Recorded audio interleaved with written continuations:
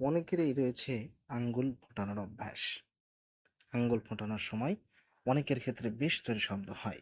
এই আওয়াজের প্রতি অনেকেরই আকৃষ্ট রয়েছে, তাই বারবার এই কাজ করে থাকেন।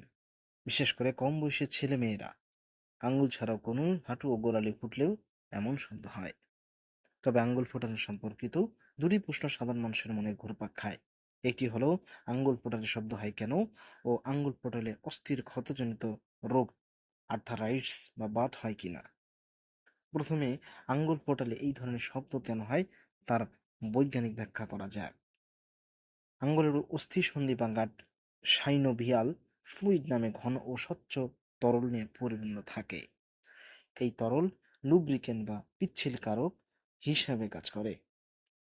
আঙ্গুল ফোটানোর সময় হাড়ের সংযোগ স্তরের ফাঁক বেড়ে যায় বা শূন্যস্থান তৈরি হয়। এই শূন্যস্থান পূরণে তখন সাইনোভিয়াল ফ্লুইডে গ্যাসের অক্সিজেন, নাইট্রোজেন ও কার্বন ডাই অক্সাইডের বুদবুদ তৈরি হয়। আর বুদবুদগুলো ফাটলেই শব্দ তৈরি হয়।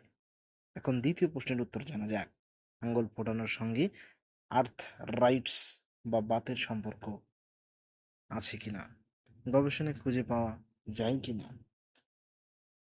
এক্ষেত্রে আর্থরাইটস হওয়ার ঝুঁকি প্রধান কারণগুলো হলো পারিবারিক ইতিহাস, বয়স, লিঙ্গ স্থূলতা, হাড়ে আঘাত পাওয়া।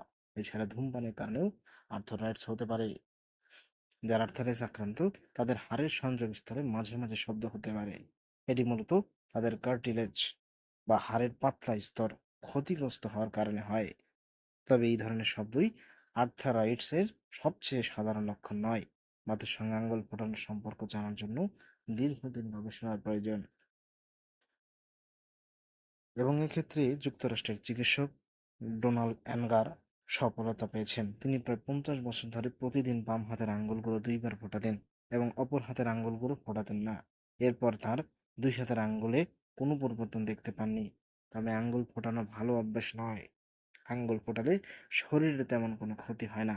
তবে অতিরিক্ত আঙ্গুল ফোটালে অতিরিক্ত চাপের কারণে হাড়ের সমস্যা হতে পারে বা হাড়ের স্থানচ্যুতি করতে পারে।